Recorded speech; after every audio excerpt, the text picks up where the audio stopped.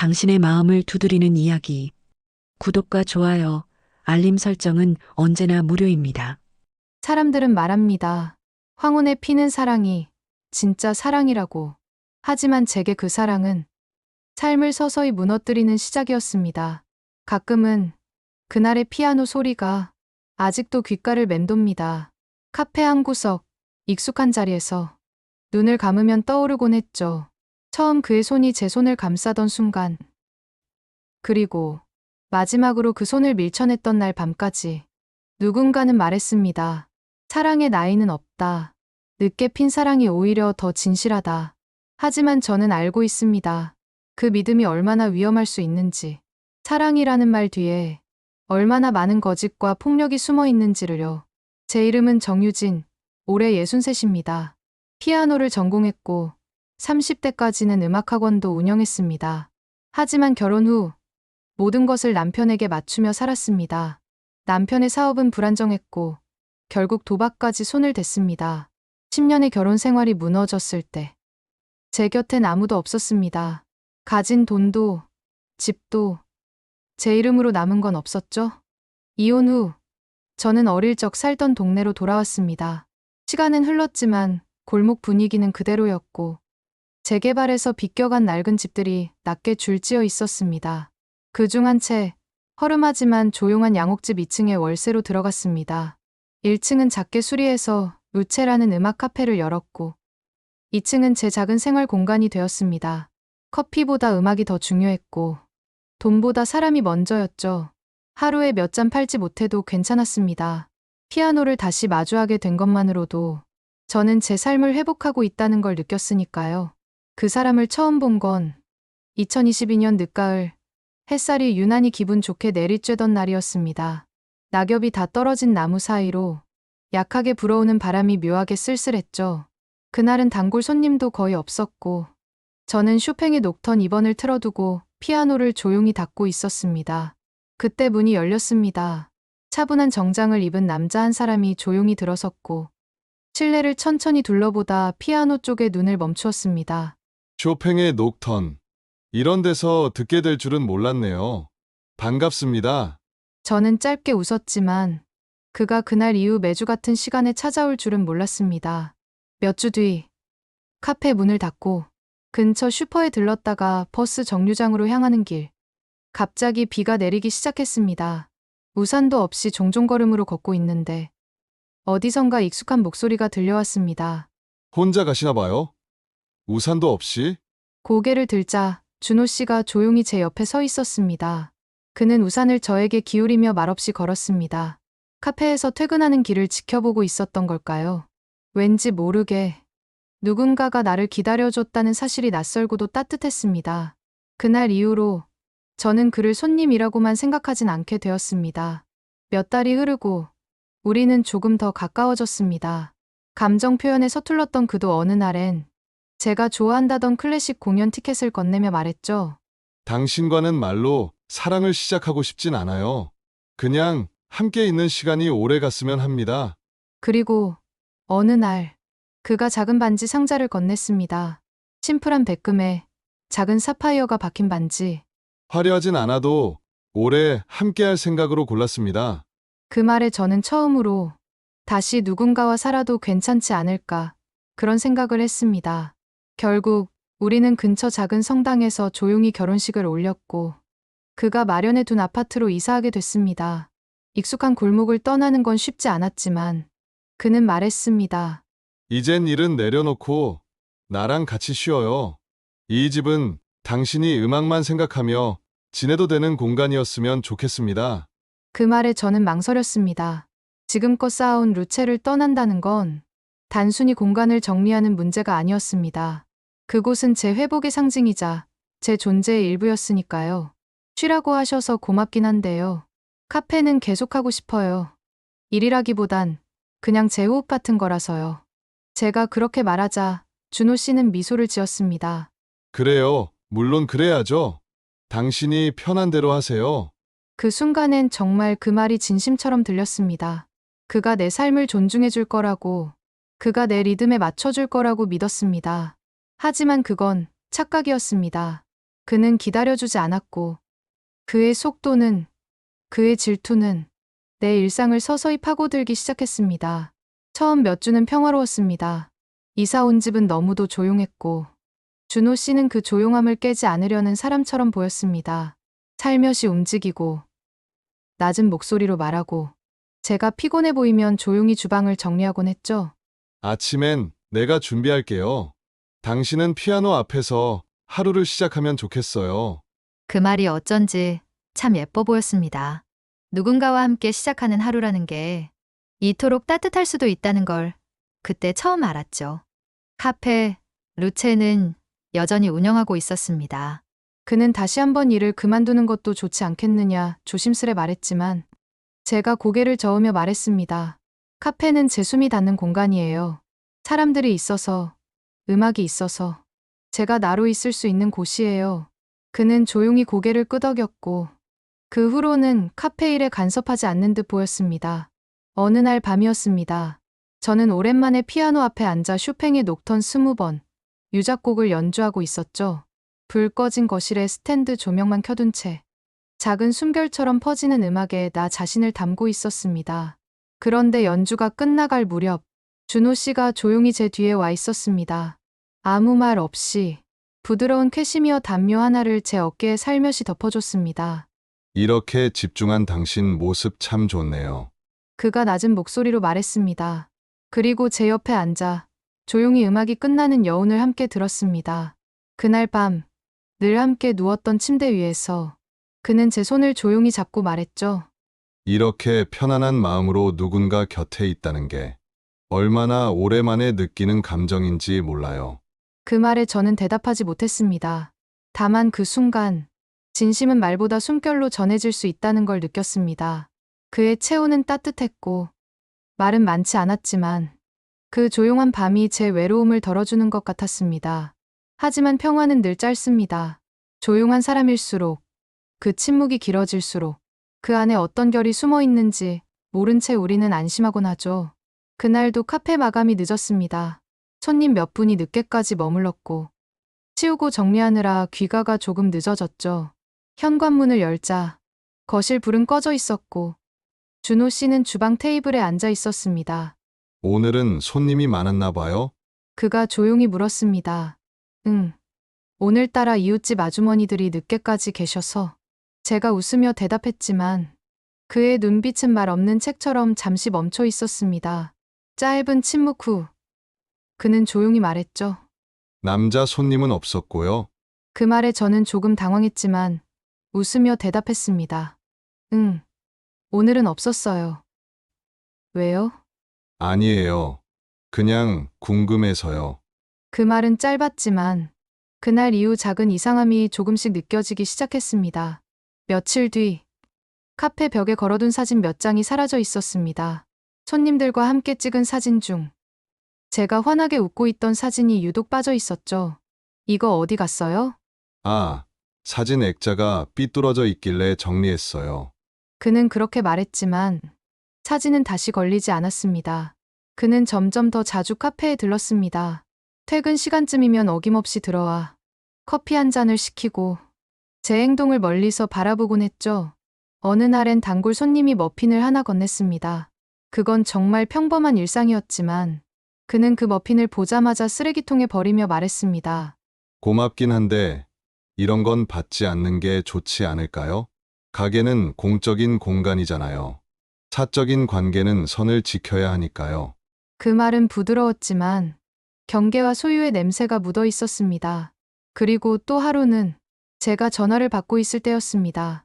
카페 문 앞에서 제가 웃으며 통화하는 모습을 바라보던 그가 그날 밤 이런 말을 꺼냈습니다. 누구랑 그렇게 통화를 오래 하셨어요? 아, 고등학교 동창이에요. 오랜만에 연락 와서. 남자예요? 그는 웃으며 물었지만 그 웃음은 웃음이 아니었습니다. 확인한 뒤에도 마음속에서 지워내지 못하는 사람의 얼굴. 그날 밤 욕실에 걸려있던 수건들이 모두 사라져 있었습니다. 대신 옷장 안에 크기별, 색깔별로 접힌 수건들이 정돈되어 있었습니다. 그 중 하나를 꺼내 들자 그는 말했습니다. 그냥 정리 좀 했어요. 당신이 편한 게 제일 중요하긴 한데, 작은 질서가 우리 삶을 더 편하게 해줄 수도 있잖아요. 그 말에 저는 웃었지만 속으로는 작게 한숨을 쉬었습니다. 이건 정리가 아니라 선그음이구나. 그런 생각이 아주 잠깐 스쳐갔습니다. 그는 점점 더 많은 것을 기억하고 그 기억을 내 삶의 틀로 바꾸려 했습니다. 제가 몇 시에 일어나는지, 하루에 몇 번 전화를 받고, 누구와 얼마나 오래 통화하는지, 카페 손님 중 누구와 대화가 길어졌는지, 그는 다 알고 있었습니다. 아직 대놓고 간섭하진 않았습니다. 말은 항상 부드러웠고, 말투엔 늘 배려가 섞여 있었죠. 그런데 저는 점점 말수가 줄어들고, 누군가와 통화할 때도 눈치를 보게 되는 사람이 되어가고 있었습니다. 그 시점에서 저는 그가 나를 사랑해서 이렇게 하는 건지, 아니면 나를 틀 안에 넣고 싶어 하는 건지 혼란스러웠습니다. 그래, 내가 공동생활에 익숙하지 않아서 그렇겠지. 오래 혼자 살다 보니 괜한 예민함이 생겼나 보다. 그렇게 저는 스스로를 달래며 조용히 그 경계 안에 조금씩 나를 맞춰가기 시작했습니다. 그때는 정말 몰랐습니다. 그 조용한 배려들이 어떻게 나를 감싸고 조이고 지워나가게 될지를. 그날도 어김없이 저는 카페 마감을 늦게 하고 집으로 돌아왔습니다. 현관문을 열었을 땐 익숙한 향기 대신 싸늘한 정적이 먼저 다가왔죠. 거실에 앉아있던 준호 씨는 TV도 켜지 않은 채 조용히 창밖을 바라보고 있었습니다. 그리고 천천히 고개를 돌려 말했죠. 오늘은 손님들이 늦게까지 계셨나 봐요? 네, 피아노 레슨 받았던 옛날 제자 하나가 들렀거든요. 그렇게 말하자 그의 눈썹이 아주 미세하게 흔들렸습니다. 남자예요? 네, 지금은 교회 반주자래요. 그렇구나. 그런 사람은 자주 오는 편이에요? 그의 얼굴에는 아무 감정도 없는 듯했지만 그 잠깐의 고요함 속에서 공기가 묘하게 식어갔습니다.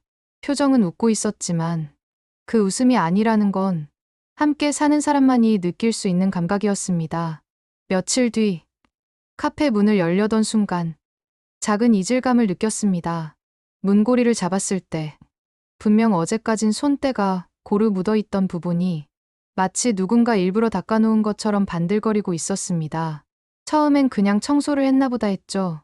그런데 그날 밤 서랍 안에 두고 다니던 여분 스마트폰이 배터리가 닳아 꺼져 있던 상태로 어느새 완충되어 자리에 반드시 놓여 있었습니다. 손대지 않은 듯 놓여 있었지만 너무 정확한 위치. 그가 내 공간을 들여다봤구나. 그날 처음으로 그렇게 생각했습니다. 다음 날 아침 준호 씨가 커피잔을 내려놓으며 말했습니다. 요즘 밤늦게까지 연습하던데요? 지금은 무리하지 않아도 되잖아요. 왜요? 밤이 더 집중이 잘 되는데요. 그런 시간엔 쉬시는 게 낫지 않을까 해서요. 피아노 소리가 좀 거슬리게 들리더라고요. 그 말에 저는 고개를 숙였습니다. 이 집엔 이중창이 되어 있었고 이전까지 그는 단 한 번도 피아노 연습에 대해 언급한 적 없었습니다. 신경을 곤두세우고 듣고 있었구나. 매일 그 생각이 마음 한구석을 서늘하게 만들었죠. 또 하루는 단골 손님이 생일이라고 작은 꽃다발을 선물했습니다. 카페 문 앞에 두고 간 작은 카드와 함께 카드를 펼치자 선생님 덕분에 음악이 제 삶에 다시 들어왔어요. 늘 감사합니다. 그 따뜻한 손글씨를 보고 피식 웃으며 주머니에 넣었는데 그날 저녁 집에 돌아오자마자 준호 씨는 차가운 눈빛으로 묻더군요. 꽃은 버렸어? 무슨 꽃이요? 오늘 카페 문 앞에 있던 거. 손님이 준 거 아니에요? 숨이 멎는 줄 알았습니다. 그가 그걸 어떻게 알았는지 그 순간 제 머릿속이 멈췄습니다. 그거 그냥 조그만 꽃다발이었어요. 아무 의미 없는.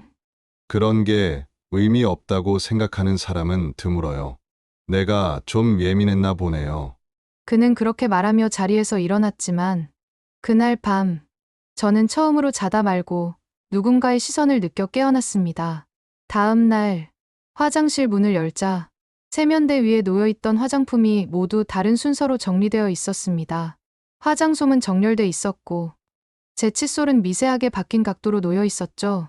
소름이 돋았습니다. 누군가가 나를 정리하려 든다는 느낌. 그것도 내 의지와 상관없이 조용히, 은밀하게. 그는 점점 제가 만나는 사람들을 묻지 않았습니다. 대신 기억하려고 했습니다. 누구랑 통화했는지, 누가 방문했는지, 카페의 문이 몇 시에 열리고 몇 시에 닫혔는지를. 그는 아무것도 묻지 않지만 모든 걸 알고 있는 사람처럼 말했습니다. 한 번은 전화를 받던 제게 이렇게 말했죠. 요즘엔 그분하고 통화를 자주 하시네요. 딱 봐도 목소리 톤이 달라지던데. 그 말에 저는 핸드폰을 가만히 내려놓았습니다. 숨이 막혔습니다. 언제부터였을까요? 내가 말을 아끼는 사람이 되어 있었다는 걸 자각한 순간, 피아노는 더 이상 자유가 아니었습니다. 하루 중 딱 1시간. 그가 외출한 시간에만 건반을 누를 수 있었고, 이마저도 소리를 줄이기 위해 우나 코다 페달을 밟고 치기 시작했습니다. 그가 돌아오면 리모컨을 쥔 손으로 조용히 말했습니다. 오늘은 좀 조용히 있어요. 소리 없는 게 편한 날도 있잖아요. 그의 배려는 여전히 따뜻한 말투를 입고 있었지만 그 안엔 점점 더 뚜렷한 목적이 보였습니다. 나를 멈추게 하는 것, 나를 사라지게 하는 것. 그때부터 저는 제 안에 무언가가 서서히 작아지고 있다는 걸 느끼기 시작했습니다. 정유진이라는 사람의 목소리가, 손끝이, 시선이 하루하루 사라지고 있었습니다. 언제부터였을까요?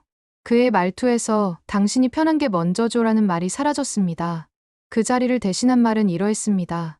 그건 당신이 좀 조심했어야지요. 제가 불편해지는 행동은 하지 말아주세요. 우리 나이에 체면도 생각해야죠. 그날 밤도 그런 날이었습니다. 카페 마감이 길어져 귀가한 시간이 10시를 조금 넘겼을 무렵이었습니다. 문을 열고 들어섰을 때부터 집 안의 공기가 어딘가 단단히 묶여있는 듯 느껴졌습니다. 늦었네요. 그는 TV를 보며 말했지만 눈은 화면을 보고 있지 않았습니다. 네, 손님 한 분이 오늘따라 이야기가 많아서요. 남자요? 네, 대학 교수이신 분인데 그런 분이랑 2시간 넘게 이야기할 필요는 없잖아요. 그 말에 순간 몸이 굳었습니다. 그날 카페에 머문 시간, 대화 시간까지 알고 있다는 뜻이었습니다. 그가 언제부터 제 일정을 실시간으로 파악하고 있었던 걸까요? 혹시 제가 조심스럽게 물었습니다. 제 폰에 뭐 설치하셨어요? 그는 표정 하나 변하지 않고 대답했습니다. 아니요. 그런 짓 안 해요. 하지만 당신이 나를 불안하게 만든다면 그건 나도 나를 못 믿게 되는 거죠. 그날 밤, 샤워를 마치고 욕실 거울 앞에 섰을 때, 김이 서린 거울 너머로 비친 제 얼굴은 어딘가 낯설었습니다. 누군가의 아내처럼 보이지도 않았고, 제 자신처럼도 느껴지지 않았습니다. 그의 통제는 점점 일상이 되어갔습니다. 휴대폰은 자는 사이 사라져 있었고, 카페에 두었던 수첩이나 메모장은 종종 없어졌습니다. 단골 손님이 준 간식은 받자마자 버려졌고, 꽃다발은 다음날 아침이면 사라져 있었습니다. 피아노 연습도 제한되었습니다. 당신은 감정이 깊은 사람이니까 너무 그쪽으로 쏠리지 않게 조절해야 해요. 그러던 어느 날이었습니다. 카페를 일찍 마치고 집에 돌아왔는데 그는 집에 없었습니다. 리모컨 옆에 놓인 약 봉투 하나가 눈에 띄었습니다. 원래는 신경 쓰지 않던 공간이었는데 그날은 이상하게 시선이 멈췄습니다. 그는 평소 약을 챙겨 먹는 모습을 보인 적이 없었습니다. 그런데 약봉투엔 낯선 이름의 약들이 적혀 있었습니다.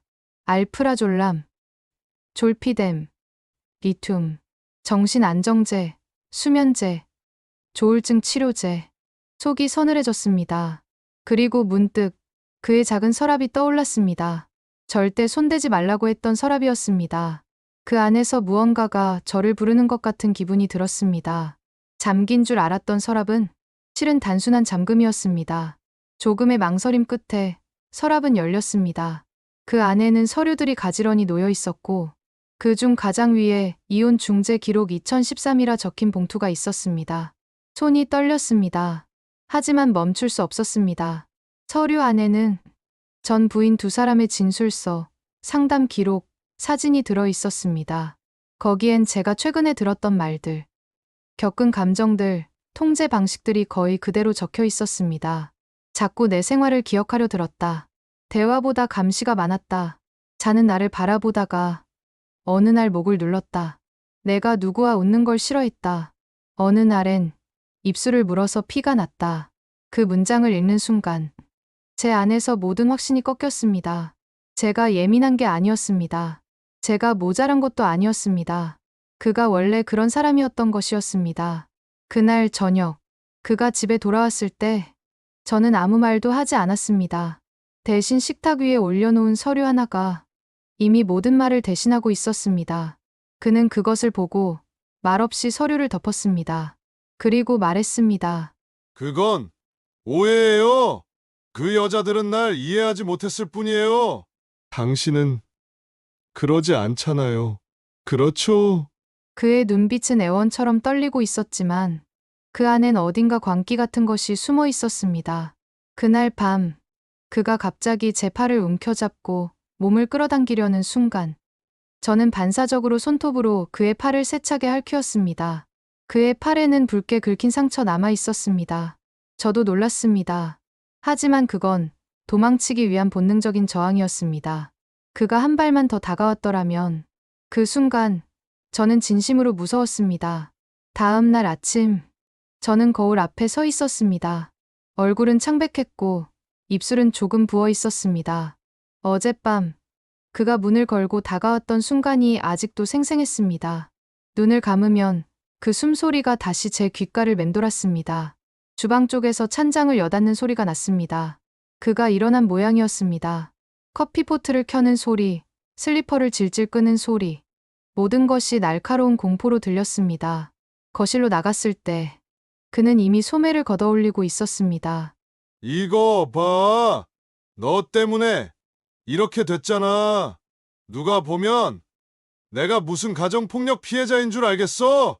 그의 팔에는 붉게 긁힌 자국과 상처가 함께 남아 있었습니다. 저는 말문이 막혔습니다. 그가 다가오려던 걸 밀쳤던 건 진심으로 무서웠기 때문이었습니다. 저는 당신이 너무 무서웠어요. 그래서 저를 지키려 한 거예요. 제 목소리는 떨렸지만 그 안에 담긴 뜻은 분명했습니다. 하지만 그는 비웃듯 웃으며 말했습니다.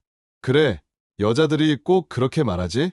지가 먼저 소리 지르고 손부터 나가놓고 그리고는 핸드폰을 꺼내 팔에 난 상처를 천천히 찍었습니다.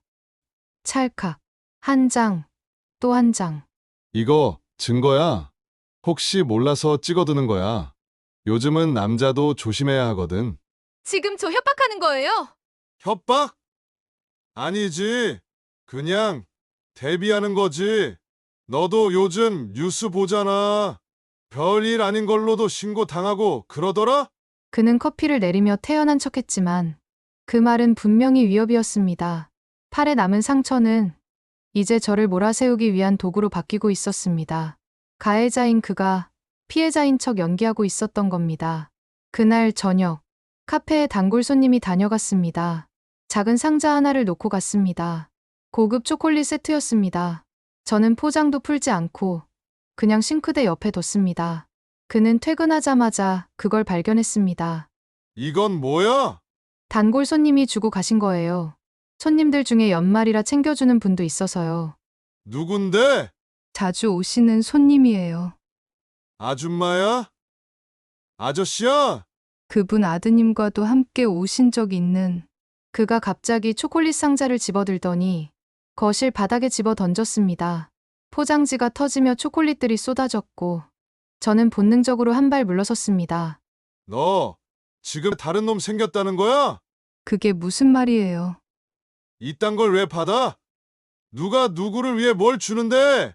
그는 거실 탁자를 밀치더니 제 머리채를 잡아당겼습니다. 다음 순간 입 안에 피가 맺혔습니다. 입술이 터진 건지 뺨 안쪽이 찢긴 건지조차 알 수 없었습니다. 저는 아무 말도 하지 못한 채 그 자리에 주저앉았습니다. 그는 거실 벽에 기대어 담배를 피우며 말했습니다. 목소리는 낮고 침착했지만 그 안에는 날선 비아냥이 숨어 있었습니다. 그 사람 얼마나 자주 와? 이런 거 줄 정도면 그냥 손님은 아니겠지? 잠시 연기를 내뿜고는 입꼬리를 비틀며 말을 이었습니다. 그래. 좋겠다. 이젠 뭐 남한테 잘 보일 만큼 여유도 생긴 거네? 그의 말이 점점 흐려지고 제 심장은 다시 빠르게 뛰기 시작했습니다. 그날 밤 그는 또다시 문을 잠그고 들어왔습니다. 방과 욕실 사이를 막아선 채 제 손에서 핸드폰을 빼앗았습니다. 이젠 좀 순하게 굴어. 나도 이제 너한테 화 안 낼게. 다 괜찮아. 다시 잘 살면 되잖아. 저는 말없이 벽에 등을 대고 앉아 있었고 그는 제 앞에 주저앉아 담요를 건네주며 속삭였습니다. 너무 무서워하지 마. 내가 그동안 조금 지나쳤어. 하지만 그 눈빛은 달라지지 않았습니다. 그는 욕실로 들어가며 말했습니다. 나 샤워하고 올게. 너 어디 가지 마. 알지? 요즘 너 좀 수상해. 문이 닫히고 물소리가 들려오기 시작했습니다. 저는 그제야 조심스럽게 일어나 방 안을 천천히 살펴보기 시작했습니다. 책장 틈 사이, 콘센트 옆에 작은 선, 화장대 뒤, 커튼 위쪽 봉끝까지 작은 흔적 하나라도 찾아야 했습니다. 그가 왜 그렇게까지 집착하는지 이유를 알아야 했습니다. 그리고 시선이 멈춘 곳은 벽면 한쪽의 스피커 옆이었습니다. 그곳에서 아주 작게, 아주 미세하게 붉은 불빛 하나가 주기적으로 깜빡이고 있었습니다. 저는 순간 숨이 멎는 줄 알았습니다. 심장이 귀 옆에서 요동치는 것 같았습니다. 이게 뭐지? 다가가 손을 뻗는 순간, 그건 분명 카메라였습니다. 녹화 중인 상태였고, 이미 오래전부터 설치돼 있던 듯 했습니다. 우릴 감시하고 있었던 거야. 아니, 나를 감시하고 있었던 거야. 집 안의 모든 순간들이 그의 눈 아래 있었던 겁니다. 저는 온몸이 굳은 채 그대로 얼어붙고 말았습니다. 그가 남긴 마지막 말이 머릿속을 맴돌았습니다. 네가 나를 떠나면 우린 둘 다 끝이야. 알지? 그 순간 또렷이 깨달았습니다. 이 집은 내가 머물 곳이 아니라 그의 눈과 의심에 갇힌 또 하나의 감옥이라는 걸. 그날 밤 저는 침대에 누워 눈을 감지도 못한 채 천장을 멍하니 바라보고 있었습니다. 그가 곁에 있다는 사실만으로도 숨이 막혔고 심장이 조용히 떨려왔습니다. 그러다 문득 그의 규칙적인 숨소리 사이로 낯선 기척이 느껴졌습니다. 잠든 줄 알았는데 그 순간 감옥보다 더 깊은 수치심이 저를 덮쳤습니다. 갑자기 제 몸에 닿는 손길, 말도 없이 이불 아래로 들어오는 손. 저는 얼어붙은 채 입술을 꼭 다물었습니다. 왜 그래? 요즘 피곤해? 이렇게 예쁜데 왜 자꾸 도망치려고 해? 너한텐 나밖에 없어. 그 누구도 널 안 받아줘. 그 목소리는 낮고 부드러웠지만 그 안엔 제 뜻은 중요하지 않다는 태도가 분명히 담겨 있었습니다. 그리고 섬뜩한 소유욕이 묻어 있었습니다. 저는 도망칠 수도 거절할 수도 없었습니다. 아니, 그럴 수 없다는 걸 이미 알고 있었습니다. 그리고 그날 밤, 그 사람은 끝내 제 모든 것을 넘었습니다. 그날을 마지막으로 저는 완전히 부서졌습니다. 하지만 그건 끝이 아니었습니다. 그의 진짜 얼굴은 그제야 드러나기 시작했으니까요. 2부 그 남자의 마지막 연기. 다음 영상에서 이어집니다. 구독과 좋아요는 이 작은 이야기들이 계속될 수 있는 큰 힘이 됩니다.